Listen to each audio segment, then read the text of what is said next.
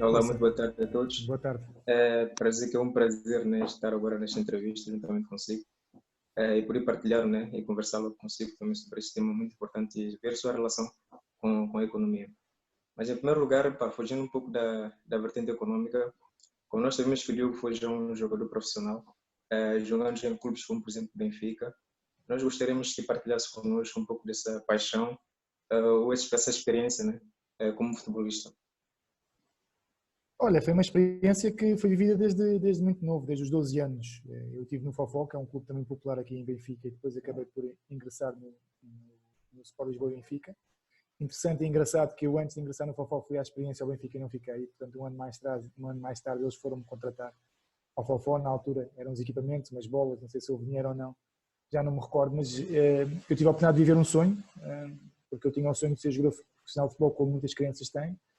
Acho que à altura as coisas eram diferentes, nós brincávamos mais na rua, jogávamos futebol na rua, jogávamos na escola. Hoje em dia já se joga mais em sintético, já está tudo um bocadinho mais mecanizado.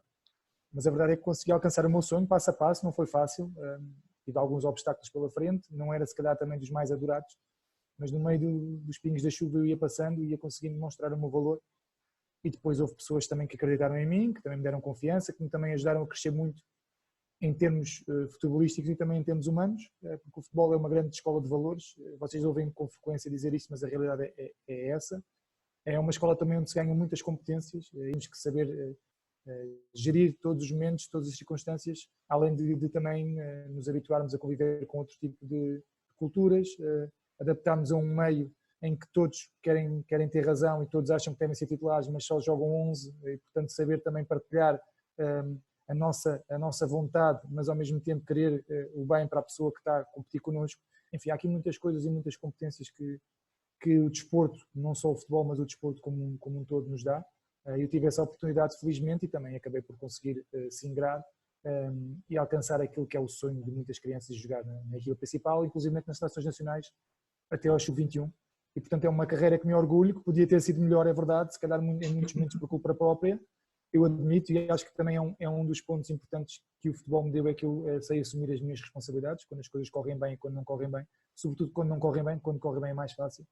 E, portanto, reconheço que até um ou outro momento, por culpa própria, se calhar também não consegui dar mais, ou dar aquilo que poderia ter dado, mas pronto, mas estou feliz, estou satisfeito com aquilo que fiz e também estou satisfeito com o presente, e isso é que importa. Certo, obrigado. Obrigado. Passando agora para a vertente mais económica da entrevista, o presidente da Liga Portuguesa de Futebol afirmou há dias que o futebol hoje é uma indústria que ocupa o 6º lugar no ranking. O Diogo, há 2 anos atrás, numa atividade que realizou na Universidade Europeia, afirmou que é necessário entender o futebol como um produto, e para isso é necessário haver entendimento entre os clubes e haver sincronização entre os mesmos, chegando a dar exemplo do campeonato inglês. Desde então, acha que houve progresso nesse sentido? Não, pelo contrário, houve retrocesso.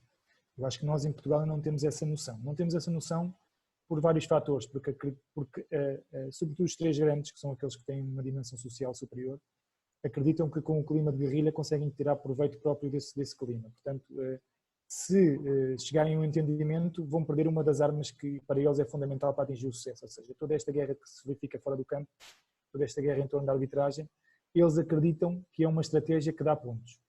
E enquanto essa mentalidade não for ultrapassada, naturalmente será mais complicado, até porque é importante e é bom para eles que haja esta guerrilha fora do campo, que haja sempre algum inimigo externo, de forma a que ninguém lhes aponte as responsabilidades quando são necessárias, porque todos cometemos erros, os dirigentes cometem erros, os treinadores cometem erros, os jogadores cometem erros, mas a verdade é que nós nunca vimos um dirigente, ou muito dificilmente vimos um dirigente a assumir algum erro que tenha cometido, porque é que ele acaba sempre por se refugiar naquilo que é o mais fácil, que são os árbitros, a maior parte das vezes.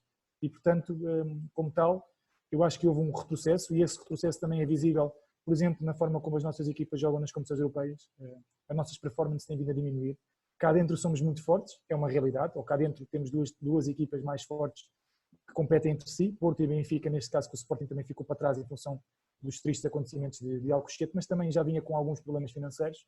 Agora, internamente, vemos 2 equipas que lutam entre si, mas quando chegam lá fora, parece que os nossos leões ficam gatinhos, porque claramente não estamos a acompanhar a evolução dos outros. E, em minha opinião, não estamos porque internamente também somos menos competitivos e porque nos iludimos. Pensamos que internamente somos tão fortes que estamos lá fora e é tudo igual e não é.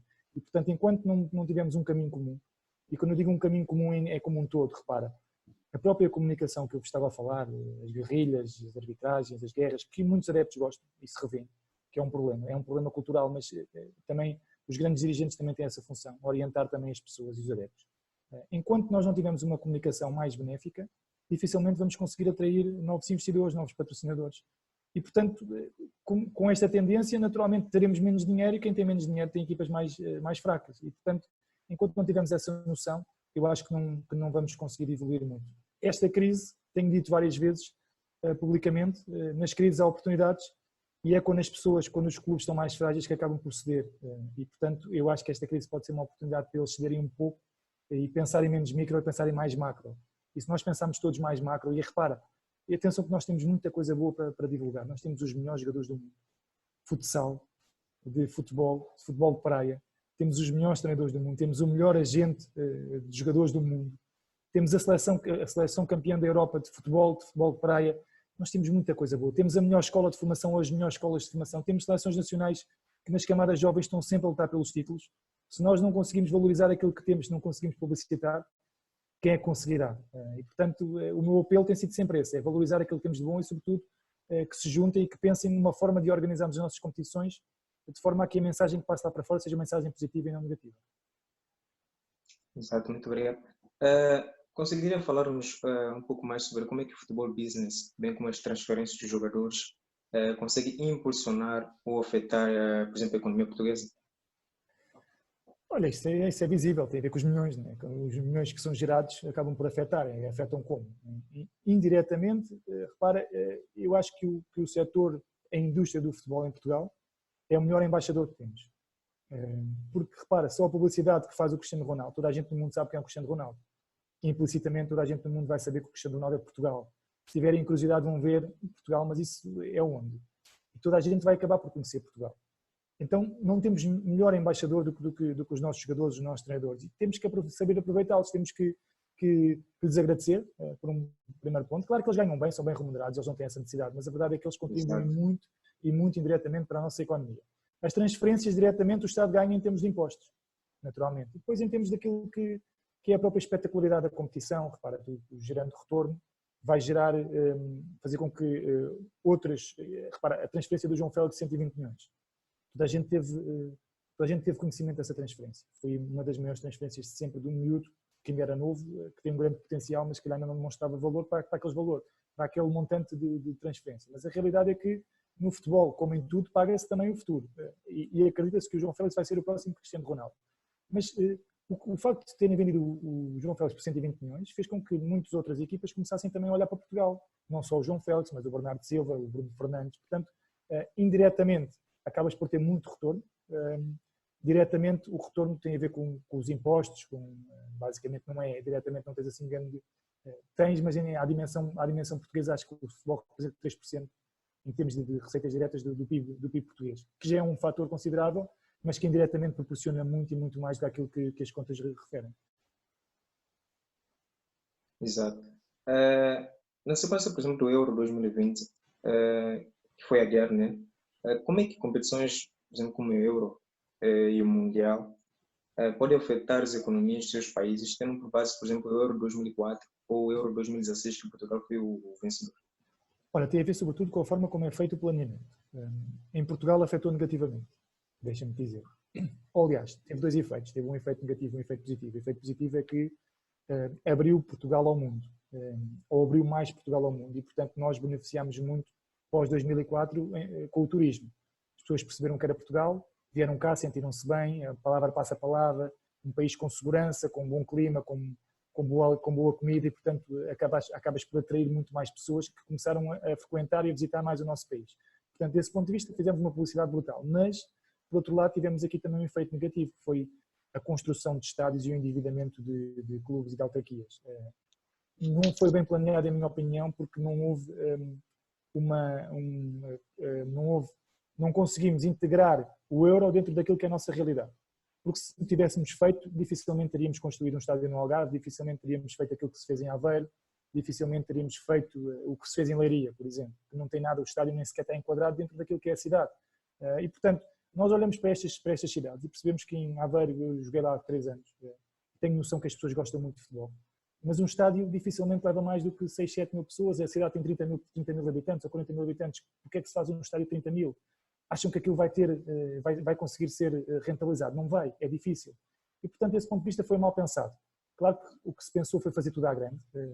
Em minha opinião, devia-se ter feito, se calhar, menos estádios, jogava-se mais jogos por estádio, e aí sim as coisas teriam tido mais benefício. Por exemplo, o estádio de Guimarães, sim, bom, porque também está sempre cheio, Benfica, Porto, Sporting, fazíamos mais um ou outro estádio e já era o suficiente para conseguirmos receber, e recebíamos muito bem o Euro 2004, que foi um sucesso, naturalmente que foi, mas depois o problema é que depois do sucesso vem a fatura, e neste momento ainda estão autarquias e clubes a pagar essa mesma fatura, e as dificuldades em torno não só do futebol, mas também da economia local, são muitas, as responsabilidades que neste momento têm a encarcar em função de uma má decisão ou de uma decisão menos pensada, em minha opinião, porque eu olho, por exemplo, para Barcelos, e o Gil Vicente tem um estádio para 5, 6 mil pessoas, e é um estádio fantástico, é cómodo, as pessoas vão ao estádio sentem-se confortáveis, é isso que faz sentido, ou seja, para cidades pequenas tem que ser um estádio à medida, porque até para chamar o público, porque é diferente estar num estádio de 30 mil pessoas com 5 mil pessoas, em que praticamente eu estava em Aveiro, tinha 5 mil pessoas e nem as via as cadeiras coloridas, ou num estádio antigo em que tinha 5 mil pessoas e o estádio estava cheio e havia aquele clima,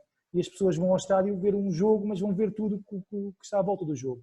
Vão pelo ambiente, vão porque se sentem confortáveis, porque sentem que vão ter ali alguma emoção, e num estádio vazio, ou 35 mil em 30 mil pessoas, não tem essa capacidade. Portanto, acho que por um ponto de vista foi positivo, ou seja, até tive 2 pontos de vista foi positivo, porque em termos daquilo que é a imagem de Portugal foi bom, em termos daquilo que é a imagem organizacional, porque foi muito bem organizado.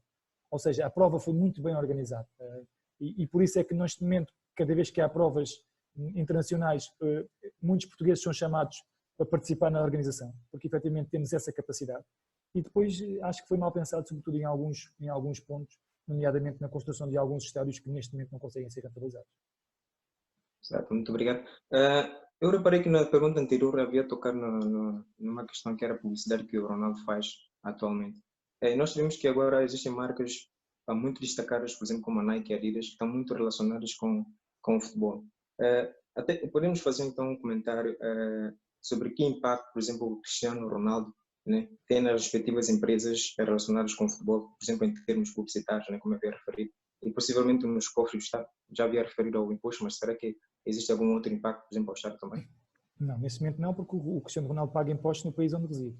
E, portanto, o Cristiano Ronaldo não vai pagar impostos em Portugal. Por isso é que ele foi caçado, entre aspas, em Espanha, porque ele pagava os impostos em Espanha, mas depois os direitos de imagem eram pagos à volta do mundo. Tinham os dois razão, mas para evitar confusão para o lado do Cristiano Ronaldo, ele acabou por chegar a um acordo, em minha opinião, bem, para não desgastar a sua imagem, porque hoje em dia é muito fácil desgastar a imagem de um jogador. O Cristiano Ronaldo tem um peso enorme na Nike, e por isso é que lhe pagam um montante já vitalício, e não é um montante assim tão baixo. Portanto, se calhar ganha mais com a Nike, não diria ganha mais, mas não estará longe com a Nike do que ganha, por exemplo, com os Juventus. E o que é que o Cristiano Ronaldo é um embaixador, é uma bandeira, é uma marca, e todos querem estar associados porque é que ele é uma marca por tudo. Porque ele é muito bom na sua função e é muito bom num desporto que tem muita visibilidade. Depois porque ele é um exemplo, porque ele é bom, mas trabalha muito para ser bom. Ou seja, ele tem um talento natural, ao contrário do que muita gente diz que o Messi é natural, o Ronaldo é trabalhado. Se vocês forem ver, vocês não se lembram, são mais novos, mas se forem ver, ainda tive a oportunidade de jogar contra ele, se forem ver, o Ronaldo nos seus primeiros tempos era uma máquina a triturar os adversários, não era eficaz, ou seja, ele brincava e depois não fazia golos.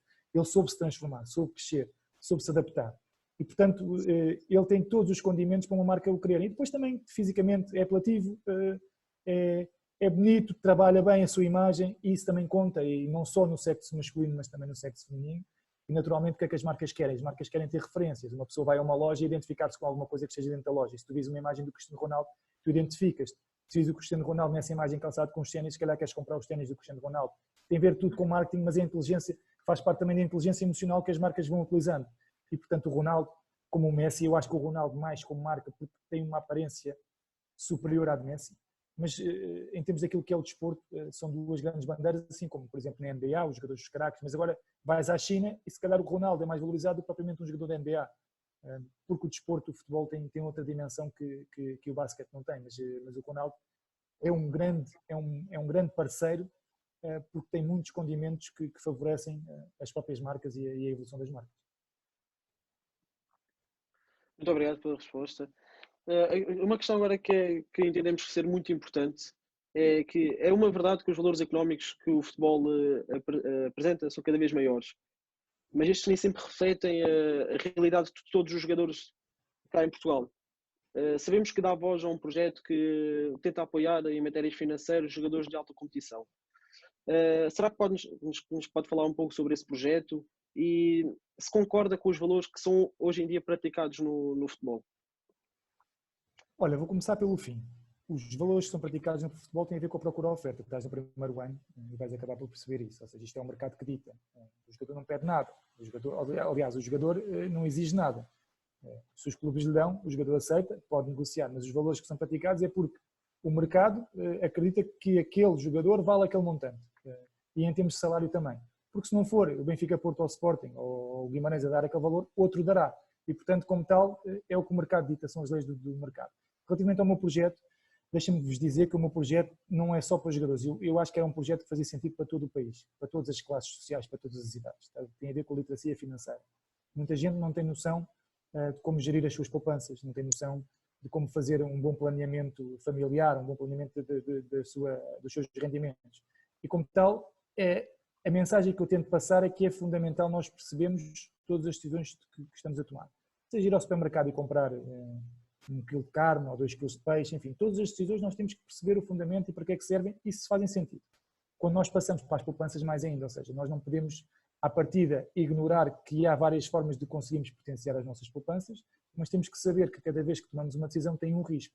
Nós temos é que conhecer esse risco e temos que perceber o porquê de eu estar a assumir ou não aquele risco. E o porquê de estar a assumir ou não aquele veículo de investimento em vez de outro. E, portanto, essa é a minha missão no caso dos jogadores profissionais de futebol ou amadores. Eu acho que ainda tem uma maior repercussão, porque é uma carreira de curta duração. E sendo uma carreira de curta duração, a curva de rendimentos é muito mais exponencial no início do que um trabalhador normal, mas depois chegando aos 30, 35 anos acaba por cair a pique. E, portanto, se consegues amealhar mais e mais cedo, também tens que saber e ter a responsabilidade de gerir essa mais-valia que tu tens comparativamente com uma pessoa comum, com uma pessoa normal, e tirar proveito quando terminas a tua carreira. E o que é que eu quero dizer com isto? Quero dizer que há várias formas de poder potenciar os montantes que se vão ganhando ao longo da carreira, neste caso de um jogador profissional de futebol, de forma a que quando chega ao fim da carreira esteja tranquilo, faça aquilo que vai encontrar pela frente, e que muitas vezes é um buraco negro, porque um jogador acaba e não tem a noção daquelas competências todas que eu vos referi no início desta entrevista, que tem muitas competências que podem e devem ser valorizadas pelo mercado. Um jogador muitas das vezes está focado naquilo que é o seu trabalho dia a dia e tem aquela rotina desde os 12 anos ou desde os 15 anos.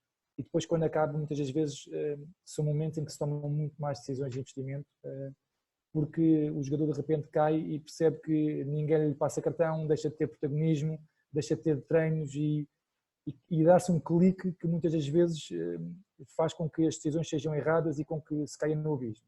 E esse é um alerta que eu chamo, não só nas decisões de investimento, mas também perceberem que um pé de meia tem que ser trabalhado e tem que ser trabalhado sobretudo de uma forma fundamentada. Perceber tudo aquilo que se vai fazer. Não estou a dizer com isto o que é o melhor ou o pior. Há muitos que se dedicam, por exemplo, ao mercado imobiliário. O mercado imobiliário, como em todos os mercados, tem oportunidades e tem riscos.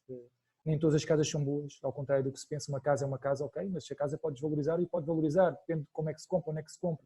As pessoas têm que perceber porque é que vão comprar naquele sítio, qual é o potencial de retorno. Tem que se fazer sempre um estudo, tem que se fazer uma análise. E essa é a minha chamada de atenção clara para todos, volto a referir, mas sobretudo para aqueles que são atletas de curta duração. Acho que tem que ter uma importância adicional, porque efetivamente conseguem amealhar até aos 35 anos e depois, se quiserem estar tranquilos, até para optar, para poderem escolher o próximo caminho que vão seguir na sua vida, têm que ter uma boa bagagem, uma boa tranquilidade financeira para o fazer. Muito obrigado. Passando agora ao tema seguinte, e tendo em conta o exemplo mais recente do caso do Desportivo das Aves, e segundo declarações que fez, afirma que não há seleção nos investidores desportivos em Portugal. Será que nos podia falar um pouco mais sobre a sua opinião e tentar fundamentar a mesma? Será Olha, devido ao fraco poder que os clubes portugueses apresentam hoje em dia não, acho que tem a ver e sobretudo as necessidades que passam? tem a ver com a capacidade diretiva. Porque quando entramos num projeto, se tivermos uma estrutura profissional, temos a capacidade de avaliar quais são os investidores que querem entrar na nossa estrutura. A partir do momento em que tu tens estruturas amadoras e em que os planeamentos são mal concretizados, chegas a um momento em que começas a entrar no abismo, começas a não ter receitas e a ter custos. E a partir desse momento, o teu objetivo é estar com a barriga para a frente, é encontrar alguém que te vá salvar, é o salvador do mundo. E, portanto, o salvador é aquele que te aparece com o primeiro maço de notas. Tu vês um maço de notas e este é que me vai salvar. E não tens o mínimo cuidado de ver quem é, de onde é que vem, se vem com boas intenções, se não vem com boas intenções. Isto, por exemplo, é como a Inglaterra. Em Inglaterra não há nenhum investidor que entre em Inglaterra num clube inglês sem ser totalmente escrutinado. Em Portugal existe. E esse é um dos problemas que tem existido no nosso campeonato, não só no campeonato profissional, mas também nos campeonatos amadores, sobretudo. Há muitas equipas que passam por dificuldades porque aparecem os salvadores da pátria e de repente ao fim de 2 meses eles desaparecem e os jogadores ficam sem condições e muitos jogadores estrangeiros estão cá, ficam sem conseguir pagar rendas, ficam sozinhos, abandonados num país diferente. Portanto, acima de tudo, parece-me que tem que haver uma maior profissionalização de todas as estruturas. E isso tem a ver também com aquilo que nós falávamos, é um caminho que temos que seguir na Liga Portuguesa. A Liga Portuguesa tem que dar o exemplo para as de baixo. Mas a Liga, se quiser seguir um caminho diferente, tem que seguir um caminho de profissionalização, tem que haver estruturas bem organizadas entre os clubes, tem que haver as decisões bem fundamentadas, não podemos escolher, é como contratares um jogador, tu tens que contratar um jogador porque acreditas que aquele jogador vai ser melhor do que o outro, mas tens que tomar decisões em função de certos parâmetros, em função também do custo que o jogador vai ter para a tua estrutura. E os investidores é igual, tu tens que, eu acho que em primeiro lugar temos que perceber quem é o investidor, quais são as suas intenções, também fazer perceber a um investidor que muitas das vezes vem para clubes pequenos que também tem que se preocupar com aquilo que se passa no meio social envolvente. Porque se um investidor vem só para investir num clube para ganhar e ir-se embora, não vai conseguir ter sucesso. Agora, se vier para dinamizar toda uma sociedade, naturalmente vai conseguir fazer com que aquele clube ganhe outra dimensão. E ao ganhar outra dimensão, o retorno financeiro será superior. Portanto, tem que haver sempre um plano. E eu critico muito em Portugal, porque eu olho para outros países, é mais fácil noutros países porque tem muito mais população, mas nós vemos muitos clubes em que os adeptos são daquele clube e não são dos maiores. Nós vemos o exemplo do Valência, os adeptos são do Valência, não são do Barcelona ou do Real Madrid. Em Portugal é mais difícil, somos um país pequeno, mas se nós também não damos carinho aos adeptos, isso nunca vai acontecer e nós temos um bom exemplo cá, o Braga. O Braga há 10 anos atrás, nós íamos a Braga e o Benfica Braga e toda a gente festejava o gol do Benfica. Neste momento já é diferente. Já são mais do Braga do que propriamente do Benfica. Já começam a ganhar carinho pela equipa. E um clube, se quer crescer, tem que ter o apoio da sua massa. E nós também temos aqui algumas regiões, e os clubes podem ser bandeiras das regiões, mas têm que estar bem apoiados, têm que ter um plano, também têm que proporcionar algo de diferente à própria sociedade, têm que contribuir para a sociedade, e parece-me que isso não existe em Portugal, e terá que existir. Se nós queremos continuar a crescer, terá que existir, porque essa é a forma de podermos ter os estádios cheios, e essa é a forma de atrairmos os bons investidores, não aqueles que vêm com segundas intenções, com intenções de apostas, com intenções de lavagem de dinheiro, não são estes que nós queremos atrair. Nós queremos atrair aqueles que efetivamente nos possam ajudar a crescer. Dou-te o exemplo do Leicester, em que agora recentemente o presidente morreu, e não sei se vocês tiveram em atenção ou não, mas toda a comunidade ficou completamente transtornada, porque era uma pessoa que contribuía ativamente para aquela comunidade. Ou seja, ele não só pagava valores milionários aos jogadores, que era um dos seus caprichos, é verdade, mas ao mesmo tempo preocupava-se com tudo o que se passava dentro daquela cidade.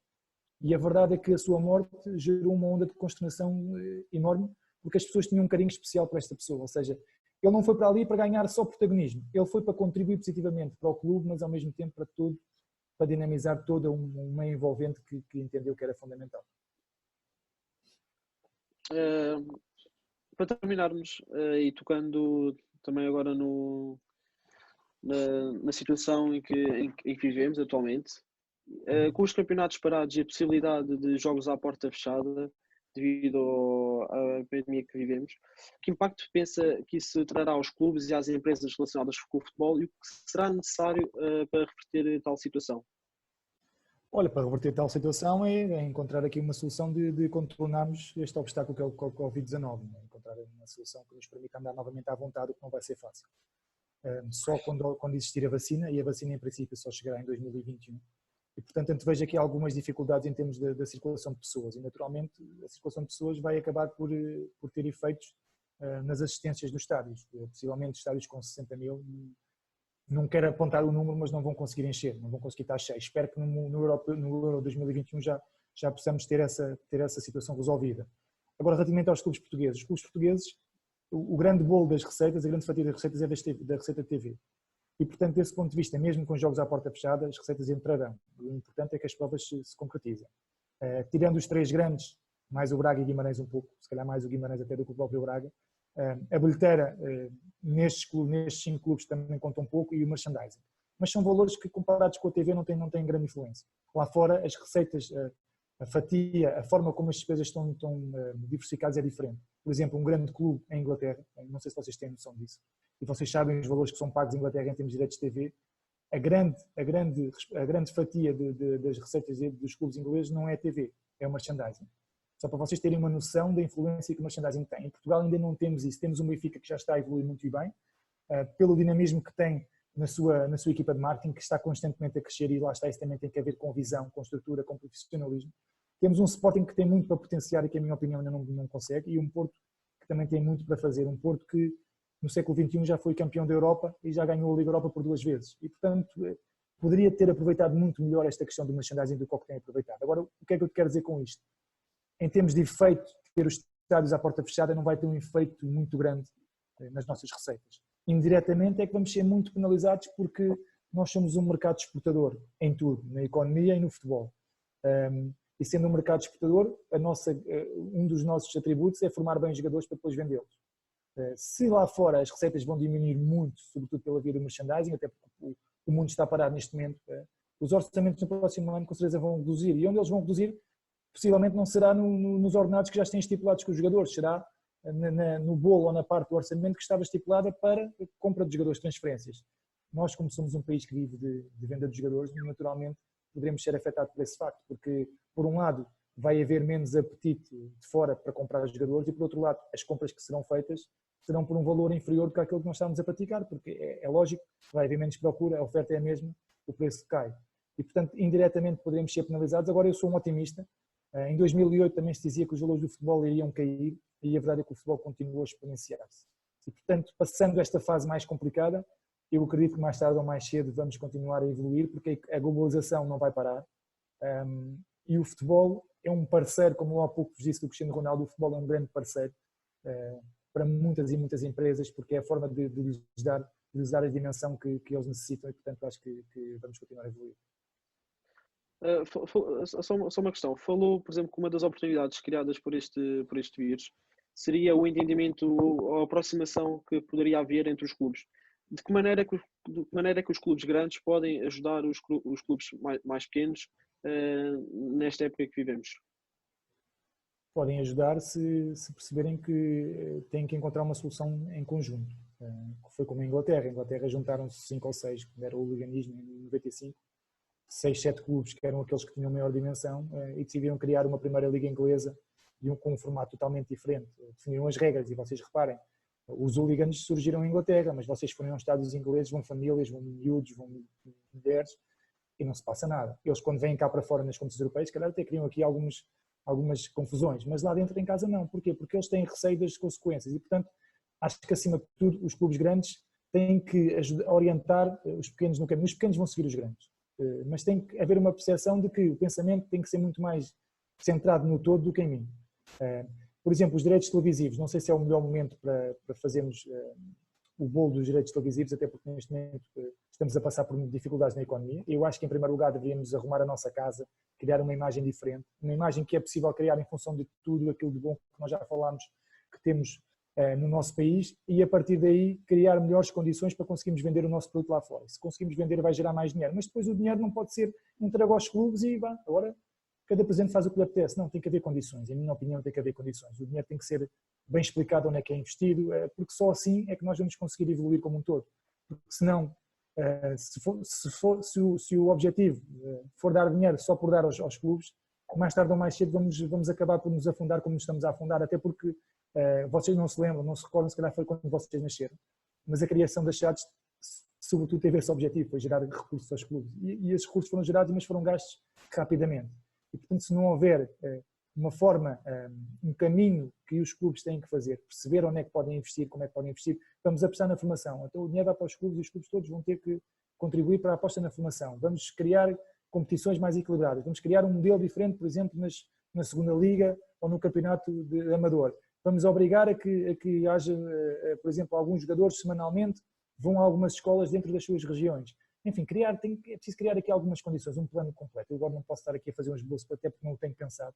Mas isso também cabe não só aos clubes, aos grandes clubes, porque são eles que levam todos os outros, têm uma massa social maior, mas também à própria Federação, à Liga, que são as entidades competentes que também têm essa missão, é orientar e orientar da melhor forma. E depois também, por que não, amenizar a comunicação, começar a falar-se muito mais no jogo do que falar das arbitragens, do que falar das guerras, do que estar a analisar um lance de arbitragem durante 90 minutos, em que muitas das vezes eu e tu ficamos com uma opinião ao fim destes 90 minutos diferente.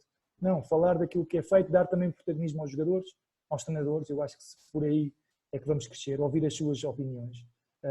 Fazer com que os clubes também permitam que eles apareçam mais. Muitas das vezes eles prendem-nos lá dentro. E perceber que todos juntos, sozinhos vamos mais rápido, mas todos juntos vamos mais longe. E eu acho que essa é a mentalidade que não existe ainda em Portugal.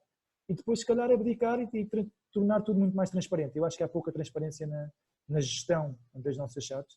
E é importante que essa transparência apareça, porque essa transparência, volto a referir, além da boa comunicação, além de tentar, vai acabar por trazer mais pessoas ao estádio, vai acabar por atrair melhores patrocinadores e vai acabar por gerar melhores receitas em termos de televisão.